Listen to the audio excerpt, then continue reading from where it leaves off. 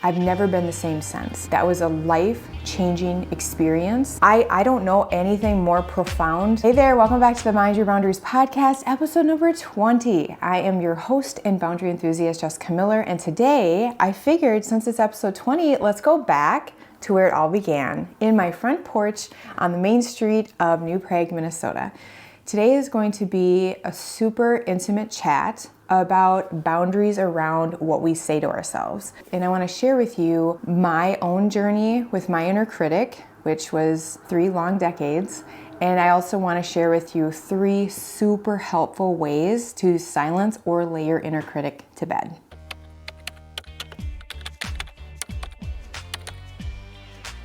The first 3 decades of my life, I was my worst nightmare. The things I would say to myself, just awful. Like, I'm embarrassed to even say them, but just think of the worst ways that you could cut yourself down.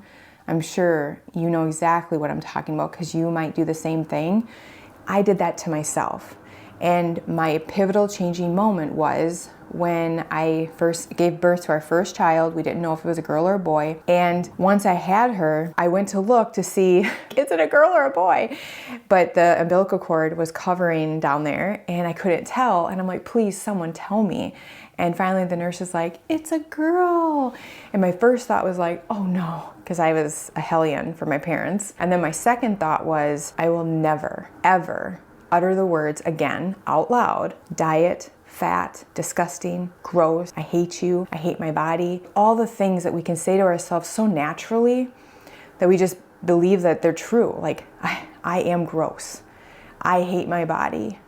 I am fat. Like, all these things we just can say over and over and over. And when you say them so many times, you start to believe, like, I am disgusting. And it's not true.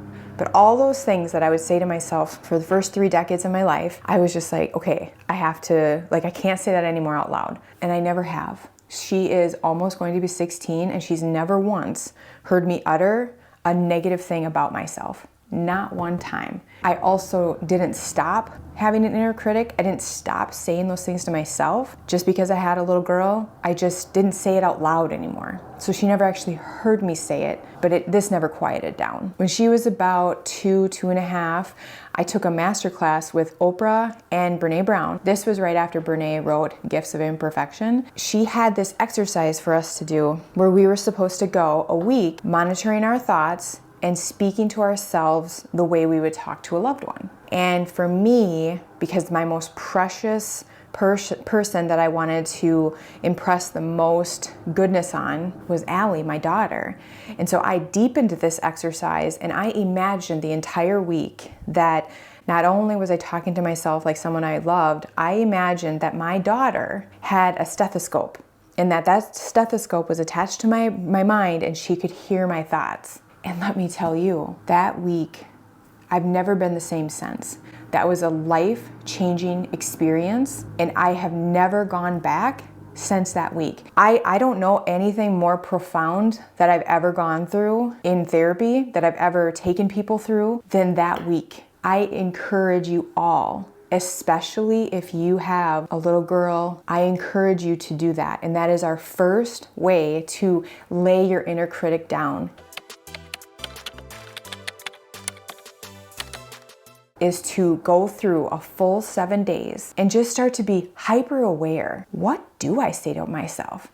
It's crazy when you actually start paying attention. Holy crap. Like, I cut myself down like 15 times before I'm out of the bathroom. Or I cut myself down 3 times before I'm out of bed. So once you start to really be aware of how automatic your inner critic just kicks and kicks and kicks you, you will just be like, oh my gosh, no wonder I feel like crap all the time. No wonder I feel bad about myself. No wonder I don't have any confidence. It's like 30 times I'm just getting criticized, and it's not even noon. So that's the first exercise. And so if you want to look up more, again, it's Brene Brown, Gifts of Imperfection. I'm sure you've heard of her. Look up her TED Talks on Look up her TED Talks on YouTube. She's the expert on shame and guilt and vulnerability, and she is so amazing. And that book changed my life, but the exercise specifically the most powerful and pivotal 7 days of my life. So go through your week, the next 7 days, talking to yourself like someone you love. And if you have a daughter, pretend that they have a stethoscope to your head and they can actually hear the things you say to yourself, because you would never want your daughter to hear that.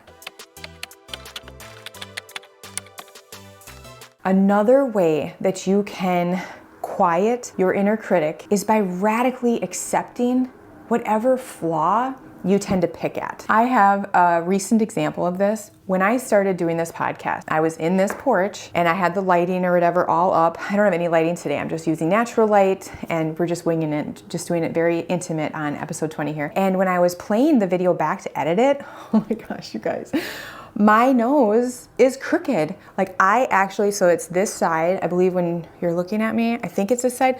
Anyway, as I'm watching it, I'm like, gosh, it's so weird.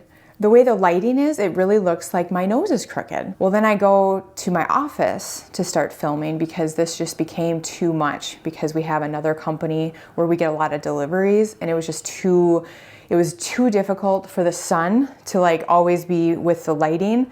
Like right now I'm kind of just enjoying the sun. This is super laid back, but just the deliveries, and I thought I could just embrace it, but it was too much. And it just goes easy if I just do it right before I see clients because I'm already dressed up and it's very controlled. However, in this very controlled environment, I was watching back an episode that I recorded at the office and I'm like, son of a gun, I think I have a crooked nose. And at 40, I'm almost 43, I'll be 43 on the 18th. I do. I have a really a turned up nostril, it's crooked. And so for the first 4 episodes of editing, you look at it for hours, editing like all the ums out, the likes, and the filler words. And then whenever I would swallow, I had the mic in the wrong spot, so I could hear myself swallowing. So I had to cut off all that because I'm like, that just grosses me out. But that was very difficult for me. And then I made a choice. Okay, I'm not stopping this podcast, but if it has to be this painful for me because I'm just focused on my nose the whole time, I'm like, I'm not gonna get a nose job. So I need to accept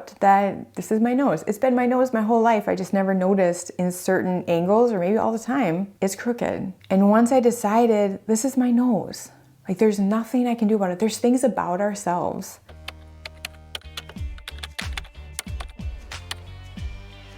Like I have man hands. I'm not gonna get a hand replacement. And years ago, I decided instead of being super insecure about my man hands, I'm just so proud of them because A, I don't have my dad in my life anymore because he has passed on, but these are my dad's hands. And they allow me to do so many creative things, and I can hold my babies, I can craft with them, I can do so many things with these hands. And I radically decided well, since I can't get rid of them, I might as well decide to love them. Radical self-acceptance. The third and last thing I want to introduce you to, and I think we've talked about this before on the podcast, is confirmation bias. Now, this is all about human behavior. We want to conserve energy. So this bird is right out my window. Every single human categorizes people. Like they decide who you are. We also do that about ourselves. For example, if you've decided I am lazy, your brain is so powerful that he's just like, okay, if you say you're lazy, I am going to all throughout the day make sure you make micro decisions to align with that belief or that statement to make it true. Confirmation bias. I'm going to confirm your bias all throughout the day. So if I'm sitting here and if I've told myself and have accepted that I am lazy and I'm watching people walk outside as I'm watching Love is Blind, I could say, oh, it's a beautiful morning out, but here I am binging on Love is Blind, trying to catch up on all the trends and headlines. And I could go outside and go for a walk, but my brain right away is like, you're tired. It's cozy in here. You don't want to do that. You've had a long week. No, you've moved enough. You've already done the laundry. So all the things that can tell me to stay put and keep me lazy will just pile on so that I stay categorized in how I define myself as lazy. Trust me. Now, if I start to tell myself I am active, I'm an active person. I am so freaking active. Watch how my brain all throughout the day will conspire to make that true. Think about what have I said to myself as a belief that might not be true. It could be a mistaken belief. Like what if, so I have a a daughter right out there, so I have to say this. What if you said, I am fat? What if you said that? That's your talk to yourself. If you say that, and then in the morning, there is apple, a scoop of peanut butter, and a protein shake, or the delicious bakery rolls from your hometown bakery. If you've already told yourself, I am, your brain is going to be like, well, it doesn't matter because you already are fat. So you're going to pick the rolls, right? But it's going to go the same thing for, going to the gym. Well, I don't really want to go to the gym because, skinny people go to the gym and really fit people go to the gym, and I am fat, so I don't want to do that. Dinner, like you could do healthy options, but you're already fat. So you're going to pick something that's super easy and quick, like McDonald's on the way home. So let's say you don't want to feel like you're lazy anymore. Let's say you don't want to say, I am fat anymore, and you're sick of feeling this way. Try this. Start saying, I am so active. I am an active person. And do this when you're doing idle things, like brushing your teeth, driving your kids to soccer, showering, just walking your dog around the block. I am so active. I am so active. Flipping the potatoes on the stove as you're cooking dinner. I am so active.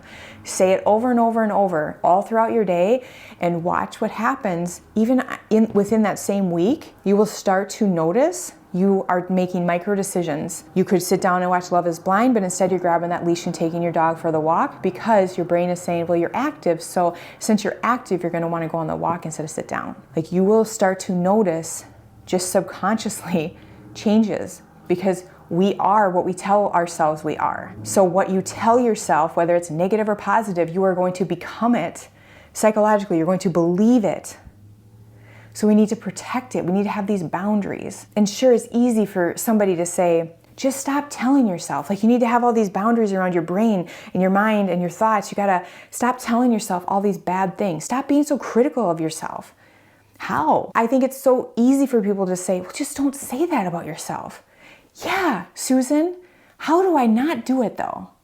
With these 3 ways. Again, I want you to look up Brene Brown. She has so many videos on YouTube. She's super popular. I'm sure you already know about her. Brene Brown, Gifts of Imperfection. But if you don't want to read the book, the exercise that changed my life is to, for a week, talk to yourself like you would talk to someone you love, and deepen it. If you have a daughter, and pretend that she has a stethoscope to your brain and she can hear your thoughts. Number 2, radical self-acceptance. Just like my nose. I'm not going to get a nose job. I'm not going to get new hands. I just had to accept, okay, man hands, it's you and me. My nose. I'm not going to stop podcasting, and I can't sit here for hours looking at this, hyper-fixated on my crooked nose. I love my nose. Like, I get to smell beautiful candles. Fresh cut grass is coming because it's going to be springtime soon. I just love my nose. I accept it. Radical self-acceptance. And number 3, look up confirmation bias. This is something we all do, but you can use it for your benefit in laying your inner critic down by looking at the things that you say to yourself that are really keeping you buried. I am lazy. I am fat. And instead, start to use confirmation bias and use a different statement, a positive one. I am so active. I'm so active. I am so active. I am so active. I am so active. Just everything you're doing, just keep saying it to yourself and watch the transformation unfold before your eyes. I hope you liked this. And if you liked one of the 3, let me know which one. And also, if you try it, like if you try talking to yourself like you would talk to someone you love for a week, come back and then tell me how it went. I would love to hear about it because I know you are going to feel the transformation like I did. Until we meet next time, make sure you mind your boundaries.